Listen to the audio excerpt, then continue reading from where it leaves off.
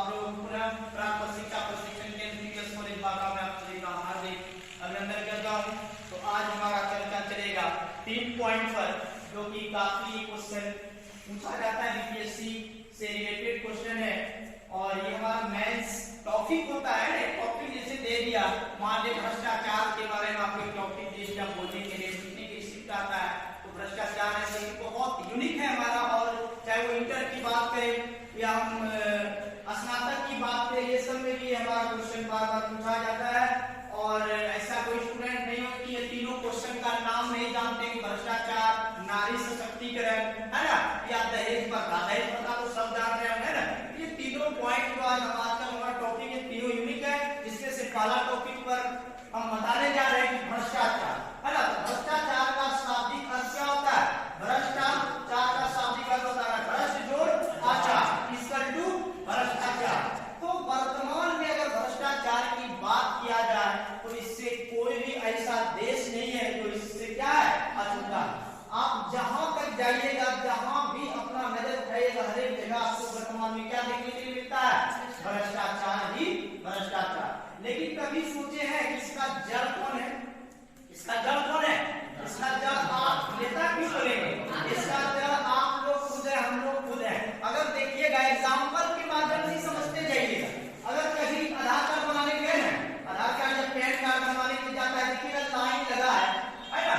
तो लाइन अगर लगा रहता है तो आप लोग पीछे से पैसा वाला आदमी क्या करता है? पीछे से 100 रुपया बढ़ा दिया गया है ना, मेरा काम हो जाता है। पीछे से क्या हो जाता है? किसी के पीछे से काम होके चला गया। पैसा किसने दिया?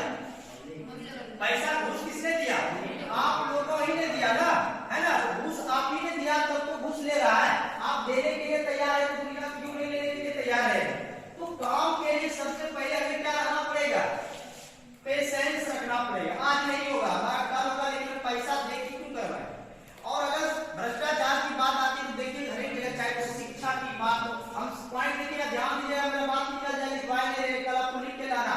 चाहे वो शिक्षा का क्षेत्र हो, है ना, स्वास्थ्य का क्षेत्र हो, विकास का सेक्टर हो, राजनीति का क्षेत्र हो, हर एक जगह क्या हमारा पड़ा है? भ्रष्टाचार पड़ा है। एग्जाम्पल देंगे बीएसएससी, है ना। किसने किसे जानते हैं?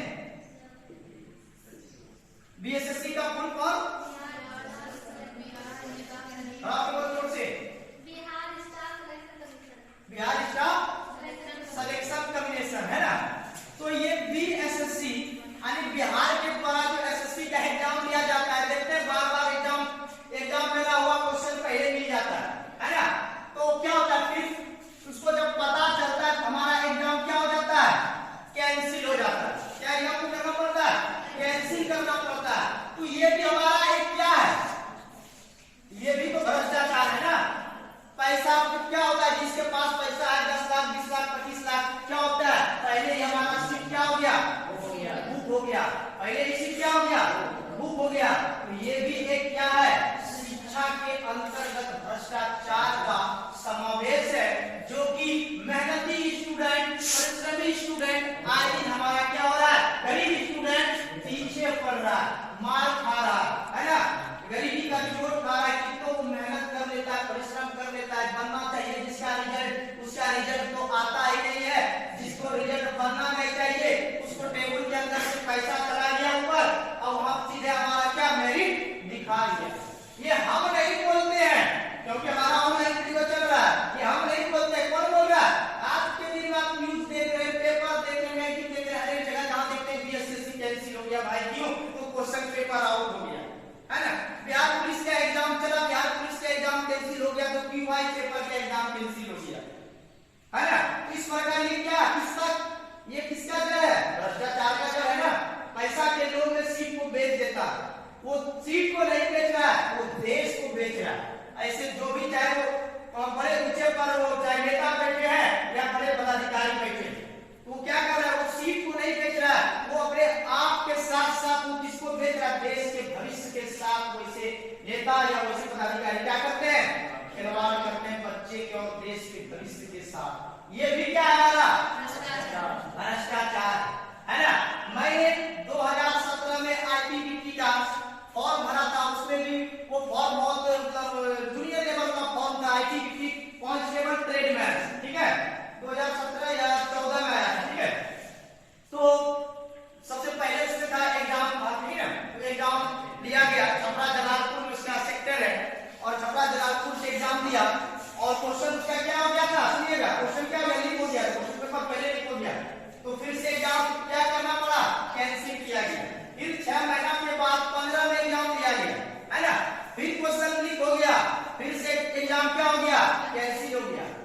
6 साल के बाद मेरी एग्जाम हुई। 2018 में फिर एग्जाम दिए, एक तो क्रॉस हो चुका था उस समय। 2018 में एग्जाम दिए, तब एग्जाम क्या हुआ, अच्छा गया एग्जाम, और एग्जाम का रिजल्ट आया। फिर जब देखते हैं रिजल्ट बढ़िया गया, मेरा रिजल्ट भी आया था, उसमें 95% का हम जनरल से थे और कटअप गया था उसमें, देखिए कि 80 या 85 गया था कटअप, रिजल्ट आया है, रिजल्ट आया है। क्यों? वो सारे अंदर से क्या हो गया, सीट बुकता का रिजल्ट आएगा, आपका रिजल्ट आए। तो ऐसा भी होता है, ऐसा कौन करता है, भ्रष्ट नेता, भ्रष्ट पदाधिकारी, जो भ्रष्ट है तो देश को क्या पूछे, है ना, भ्रष्ट है। तो ये भी हमारा क्या है, भ्रष्टाचार का जड़ है ना, भ्रष्टाचार को बढ़ावा देता है। अब आते हैं राजनीतिक सेक्टर को भी हम कैसे नहीं लपेटे, है ना। तो जब राजनीति की बात आती है ना, तो देखिएगा थोड़ा सा एग्जांपल लेंगे तो जब देखिएगा नगर पालिका अभी 2022 से 23 चुनाव है ना, नगर निगम का क्या बाकायदा नगर परिषद का चुनाव होने वाला। तो अभी बताइए नगर परिषद के चेयरमैन कौन है बाकायदा, संतोष सिंह है, चेयरमैन कौन है, संतोष सिंह। इससे पहले कौन थे चेयरमैन, अनिल सिंह, है ना, जो भी उनका बेटा या उन्हीं के परिवार से थे, वो क्या थे, इनसे पहले चेयरमैन थे, है ना। और बहुत बार अनिल सिंह भी चेयरमैन रहे बाका से, बहुत बार उसके बाद इस बार आए संतोष सिंह चेयरमैन आए, है ना। तो इस प्रकार से बहुत सारे क्या होता है, राजनीतिक दल तो अच्छे राजनीतिक दल होते हैं, वो क्या करते हैं, अपने सेक्टर और अपने समाज और अपने जिला का क्या करते हैं, विकास करते हैं, है ना। लेकिन उसी में से जो भ्रष्ट राजनीतिक दल होते हैं वो क्या करते हैं, सिर्फ अपने जेब ही भरने में रखते हैं, है ना। वो आपके बारे में सोचने में नहीं गुजारते समय। क्या करता है, देखिएगा जब इलेक्शन का समय आया, या देखिएगा कि इसके बाद फिर हमारा लोकसभा का चुनाव आया, राज्यसभा का चुनाव आता है, तो जो भी संसद होता है, जो भी नेतागण है, उसको आप विधायक बोलते हैं। और बाका का संसद कौन है वर्तमान में भी, गिरधारी यादव संसद है। चलिए यहाँ से तो मजा आएगा, है ना। तो गिरधारी यादव जब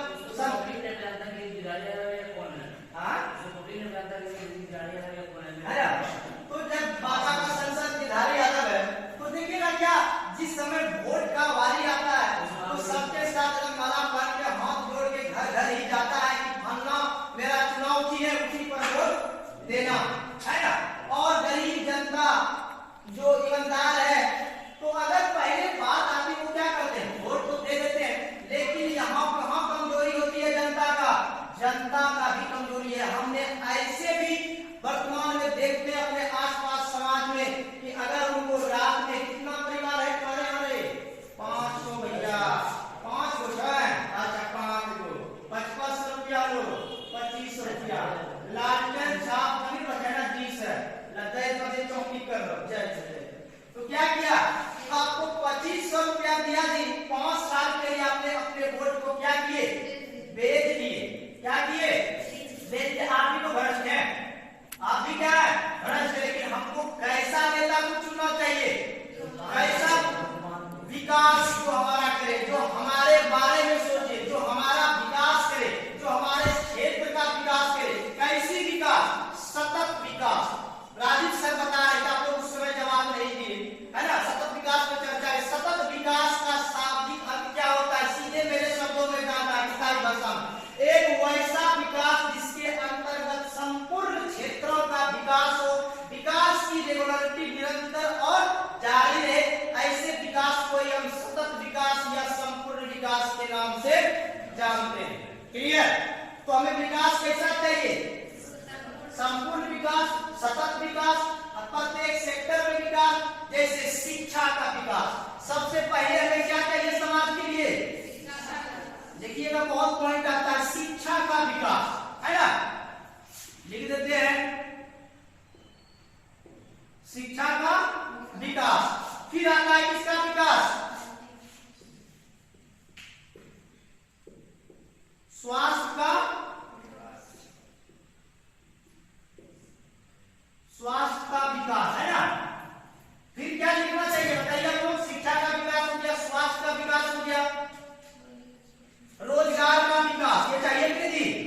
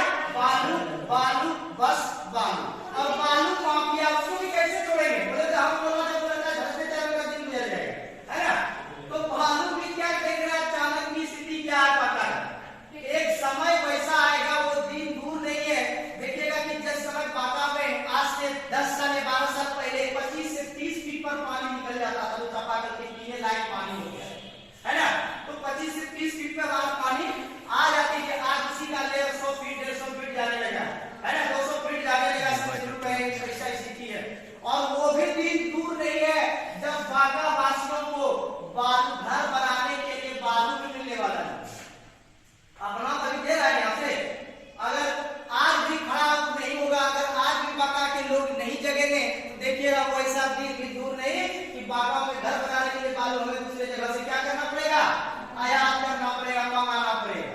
क्या तो ये भी क्या है, भ्रष्टाचार ही तो जितना बोलिए भ्रष्टाचार पे उतना हमारा क्या कम है।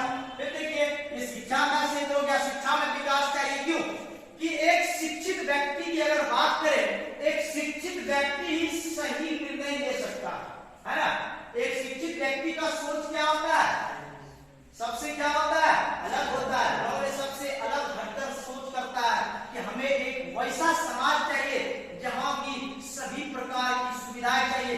शिक्षा का पहला उद्देश्य क्या होता है, अनुशासन, जिसमें डिसिप्लिन करते है ना। तो शिक्षित व्यक्ति का सबसे पहले क्या होता है, उसके अंदर अनुशासन होना चाहिए, विकास होना चाहिए, डिसिप्लिन होना चाहिए। कैसा, अपने क्षेत्र समाज अपने आसपास जिससे हम बात कर रहे हैं हमारा व्यवहार कैसा होना चाहिए। क्या है शिक्षा का क्षेत्र विकास होना चाहिए। लेकिन राजनीतिक दल होता क्या क्या करते हैं, जब आता है तो वादा कर देता है कि भाइयों एवं बहनों, है ना, क्या करता है कि भाइयों एवं बहनों हमको वोट दीजिए, इस बार जितना है सूद क्या कर देंगे, समाप्त कर देंगे।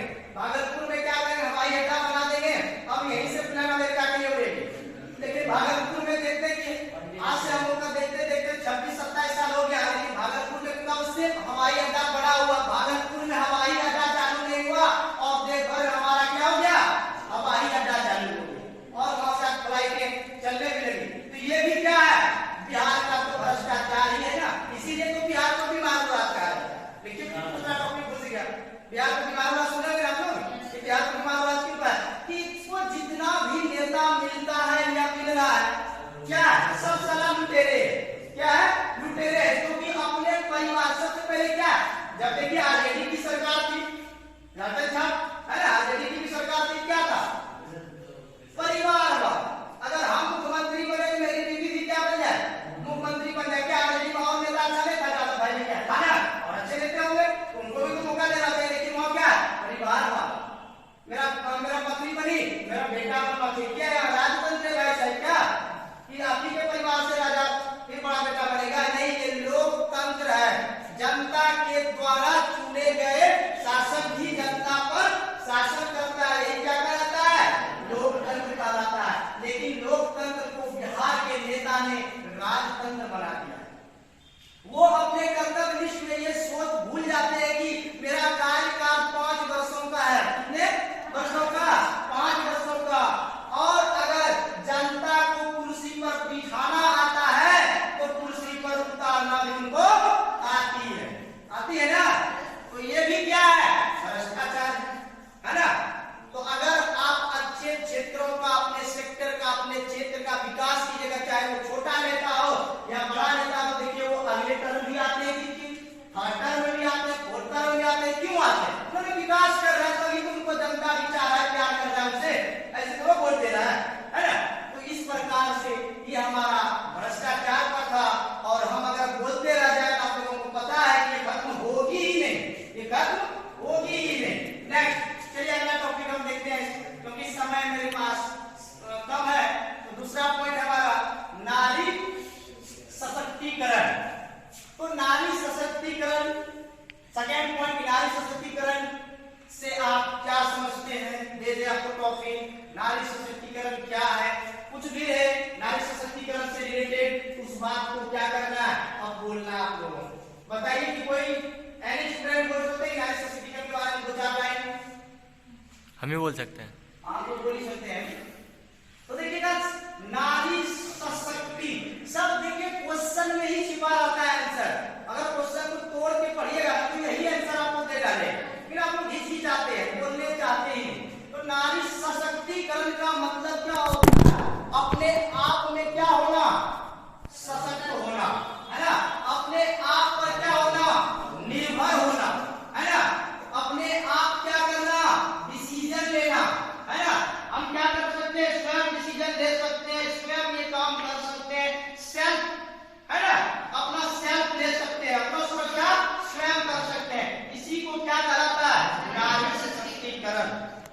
तो आज नारी सशक्तिकरण हमें दिख भी रहा है।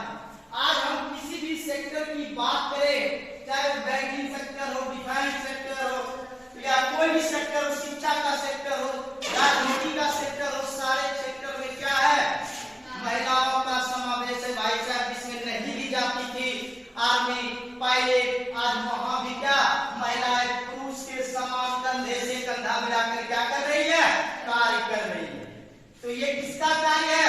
नारी सशक्तिकरण। आज नारी भी पुरुषों से कम नहीं है। पुरुषों से कम है क्या? नहीं है। अगर थोड़ी सी बात करें, देखिए आज अभी यही तो दिख रहा है, क्लास में भी तो आपको दिख रहा है। देखिए लड़का कितना परसेंट उपस्थित है कुल आबादी का? देखिए 0% इसको माना जाएगा, है ना। देखिए लड़कियों की संख्या 12 से 13 है ना, और लड़कों की संख्या देखिए क्या है, इसको 0 माना जाएगा। तो याद देखा उसी का हमें जब बिहार बोर्ड या 10 की रिजल्ट आता है क्लास, तो इंटर की रिजल्ट आता है, ग्रेजुएशन की रिजल्ट आता है, तो दिखता है अधिकतर जो टॉपर कर रही है कौन कर रही है? लड़कियां मार रही बाजी, है ना। तो ये किस पर? वो सशक्त हो रही है, जागरूक हो रही है ना।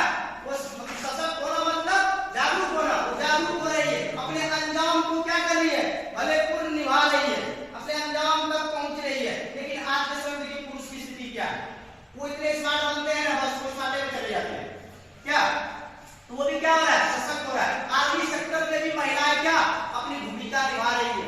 पायलट से जहां नहीं जाने का था, पायलट बड़े बड़े लोग क्या करते हैं, वो जेट विमान या वो लड़ाकू विमान, वो सारे का क्या बन रही है? पायलट बन रही है ना। तो हाँ महिला में आज बैंकिंग सब गए होंगे, यहाँ से बैंकिंग सेक्टर में सब गए होंगे, किसी दिन तो पैसा निकाले खाता खोलने के लिए। तो जब अपने आंख से देखे होंगे तो कम से कम 4-5 महीना हम देखिएगा कि कंप्यूटर और बैठ कर कार्य कर रहे हैं। तो ये किसका काम है? नारी सशक्तिकरण का कार्य। और भारत का पहला राज्य बिहार है जहां की महिलाओं को आगे लाने के लिए 50% माननीय श्री नीतीश कुमार जी महिलाओं को क्या कर रखे हैं? आरक्षण दे रखे हैं। इसके साथ साथ भी आपको आगे लाने के लिए क्या कर रहे हैं? अनेक कार्य कर रहे हैं। जैसे देखिएगा स्कूल में वो साथ योजना, छात्रवृत्ति योजना, साइकिल योजना, है ना, निःशुल्क कोचिंग क्लास योजना, है ना। किसी प्रकार से क्या हो वो आगे आए, है ना, किसी प्रकार से क्या करे वो पढ़ाई के लिए जागरूक हो, किसी प्रकार से वो क्या हो 50% आरक्षण दे दिया, नौकरी में भी, एज में भी आरक्षण दिया है। क्यों? क्योंकि आप आगे आइए, है ना। पहले राजनीतिक सेक्टर में नहीं जाती थी, भारत का प्रथम महिला राष्ट्रपति प्रतिभा देवी सिंह पाटिल, वेरी गुड, है ना। क्या था? उस समय महिला था जी, महिला था। तो देश का सर्वोच्च पद कौन सा होता है? राष्ट्रपति का पद होता है ना। वहां तक भी तो महिला पहुंच गई, कहां महिला पीछे? एक क्या है? सशक्तिकरण ही तो है, जागरूक तो ही हो रही है जी। आज देखिएगा जब अपने सेक्टर से ये सब चीज क्वेश्चन बन जाता है कि गांधी कब गए सब भगा का, तो देखिएगा लाठी लेके या फलाना जो भी ड्यूटी रहता है महिला को, मतलब चलते रहते हैं अपना मर्जी, है ना। वो क्या है ना, तो वो क्या उन्होंने क्या किया? आपकी लड़के के साथ उन्होंने पढ़ाई किया, दौड़ा दौड़ निकाला, एग्जाम पास किया, तब तो आई। आज वो भी देखिए कांस्टेबल में जा रही, इंस्पेक्टर बन रही, दरोगा बन रही, सारे सेक्टर में चल रही है और बड़ी भांति अपने ड्यूटी को भी क्या निभा रही है। कोरोना काल का एक वीडियो मैंने देखा था, वीडियो आया माइंड में कि एक महिला थी और वो यातायात पुलिस में इंस्पेक्टर थी, है ना, यातायात दरोगा थी, और वो डिलीवरी पेशेंट भी थी, ठीक है। और उन्होंने क्या करा था? अपना ड्यूटी निभा रही थी और उनको एक बच्चा भी गोद में था, है ना। क्या? एक बच्चा भी गोद में था उनको। और उस समय क्या कर रहे थे? उस भीषण परिस्थिति में, उस स्थिति से गुजरते हुए भी क्या कर रहा था? उन्होंने अपने देश और अपने समाज के, आपके, हमारे सेवा में वो क्या है? लगे हैं। क्यों? ये भी तो हमारा नारी सशक्तिकरण है। जितना बोले उतना कम है, समझे। नारी सशक्तिकरण का शाब्दिक अर्थ क्या होता है? कि अपने आप पर निर्भर होना, अपने पैर पर खड़ा होना और सारे सेक्टर में पुरुषों के भांति कंधे से कंधा मिलाकर कार्य को अंजाम देना ही क्या कराता है? नारी सशक्तिकरण कराता है। और अपने आप पर भरोसा रखना है कि हम भी किसी से कम नहीं है, हम भी यह कार्य को कर सकते हैं, हम भी कहीं भी जा सकते हैं, है ना। हम क्या है? स्वतंत्र है। ये क्या है? Self power, self study. Last point है दहेज प्रथा, है ना। तो चलिए दहेज प्रथा,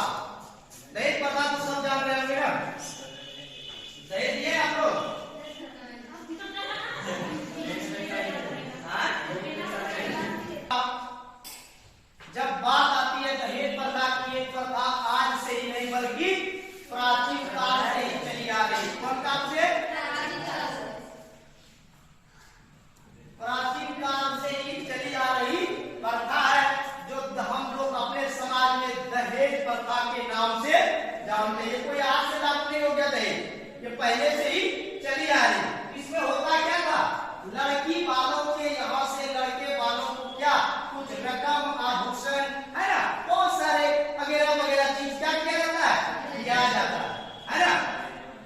तो यही क्या कहलाता है, दहेज। क्या दहेज अच्छी चीज है या बुरी चीज है ना, बुरी चीज है। तो दहेज प्रथा क्या है, भारतीय समाज के लिए एक अभिशाप के समान, क्या है, एक अभिशाप के समान है और सबसे बड़ी कुरीतियों में से एक माना जाता है। कुरीति मतलब बुराई, कुरीति मतलब बुराई, सबसे बड़ी कुरीतियों में से एक माना जाता है, जिसके कारण कोई एक घटना नहीं बल्कि अनेक घटना घटता है ना। पहले के समय में देखिएगा एग्जाम्पल वीडियो में अच्छा से पढ़ाते हैं, बहुत यूनिक समझ मिलने वाले हैं, है ना। तो दहेज प्रथा के कारण बहुत सारे घटनाएं घटित होता है। जैसे बेटी हमारी क्या होती है, जब बड़ी हो जाती है, जवान हो जाती है, तो माँ बाप को पहले क्या लगने लगती है, एक बोझ सी लगने लगती है। क्या लगने लगती है, एक बोझ के समान लगने लगती है कि किस प्रकार से इसकी शादी होगी, कहां से पैसा लाएंगे, कैसा बर लाएंगे। सरकारी नौकरी वाला लड़का तो नहीं कर पाएंगे, कोई प्राइवेट देखना भाई जो अच्छा खासा कमाता है, किसी तरह उसी के साथ चला देना है ना। ये किसका है, दहेज प्रथा का ही कारण है। ये सब समझना है मेरी बात को लेके।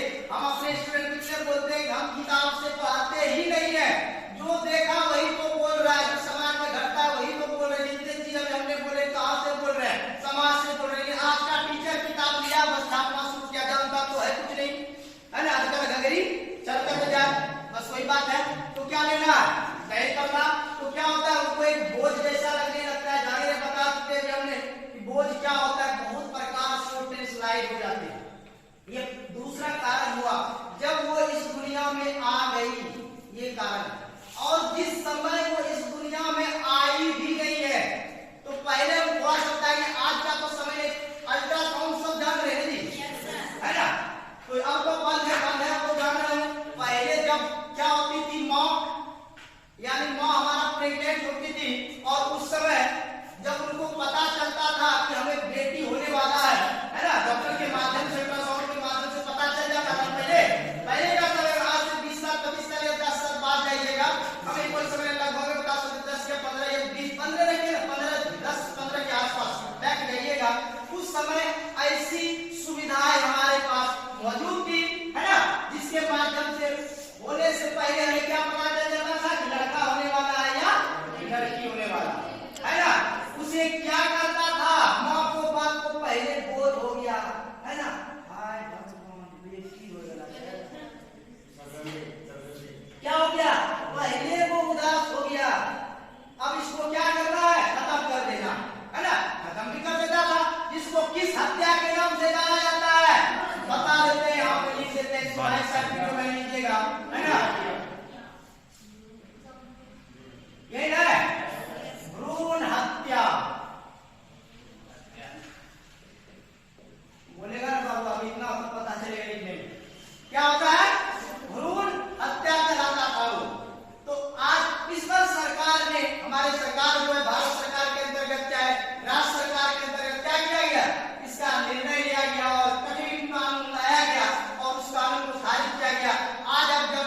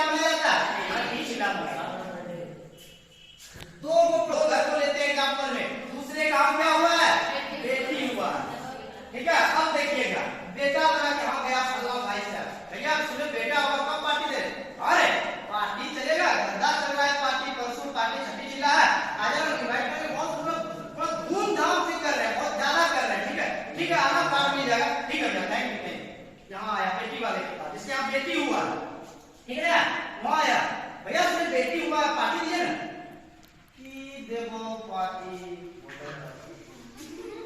बेटी उधर उत्साह बेटी पार्टी की क्या करना, ये क्या है, ये क्या है, क्या बेटी बेटे के समान नहीं कार्य कर रही थी?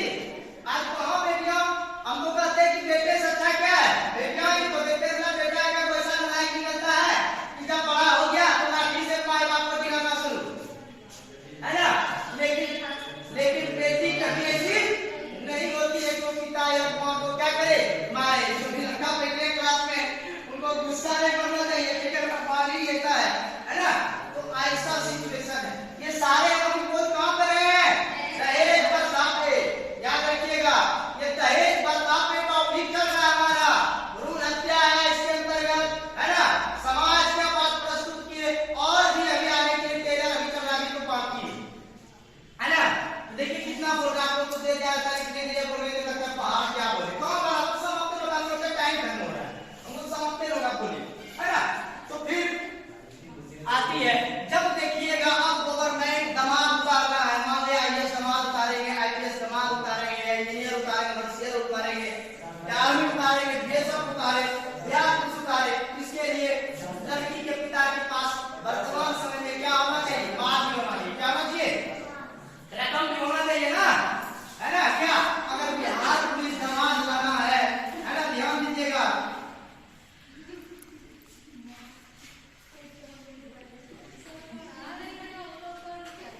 अगर बिहार पुलिस दमाद लाना है तो कितना लगेगा, कितना लगेगा, अगर कुछ नहीं बोलना है 10 लाख लगे या 15 लाख लगे, ये मान लिया हमको 10 लाख लगे या 15 लाख लगे, लेकिन हमको अगर सरकारी गवर्नमेंट दमाद उतार रहे तो क्या पैसा तो चाहिए ना, अगर बैंक की उतारेंगे तो हमारे पास होना चाहिए 20 से 25 लाख रुपया, तभी ना दरोगा उतारेंगे वही रहेगा, 20 से 25 लाख होना चाहिए तब तो लाइएगा ना, है ना? नहीं तो कहां से ला पाएंगे, है ना? वर्तमान तो यही है, अभी तक तो हमारा दहेज प्रथा चल ही रहा है ना? तो ऐसा होना चाहिए, क्या गरीब माँ बाप ला पाएगा क्या? वो तो इतने का चाहता है कि जिसके यहाँ एक बेटी है दूसरा वो घर द्वार बेच कर देता है, सब माँ बाप को रहता है समाज में कि बेटी की शादी करेंगे बढ़िया घर में कर देंगे चल जाएगा, कौन चाहता है माँ बाप की, हम जो हम है हम अपने से नीचे करें कोई चाहता है नहीं ना जी, वो क्या चाहता है हमसे अच्छे घर में वो चले जाए, हमको जो दुख हो हर एक माँ बाप का यही आशा आता है कि जो दुख जो कष्ट मैं झेल रहा हूँ हमने झेला वो हमारा बच्चा हमारा भविष्य नहीं झेले, ये सबका शौक होता है ना?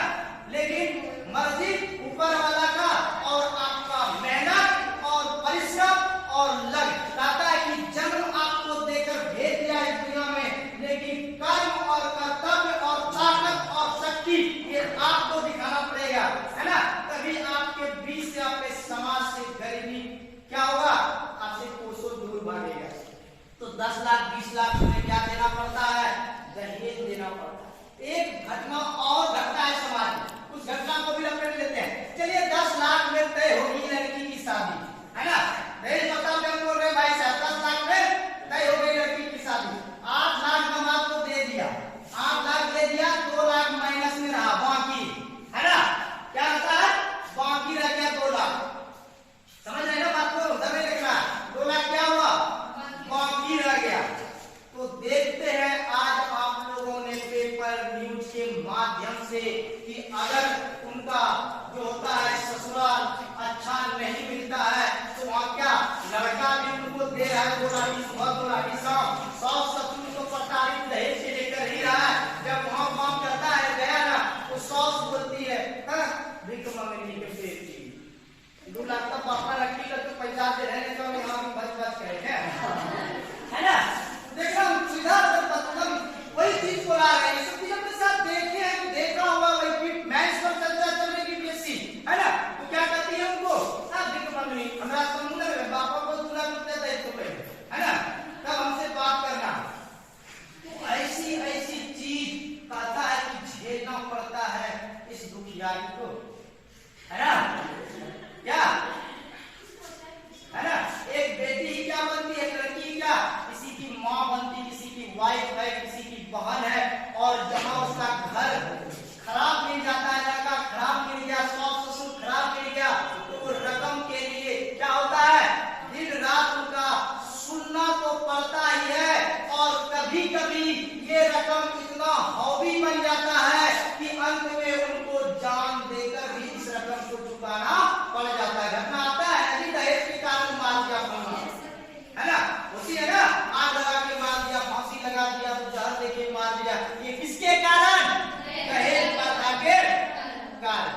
तो ये भी क्या था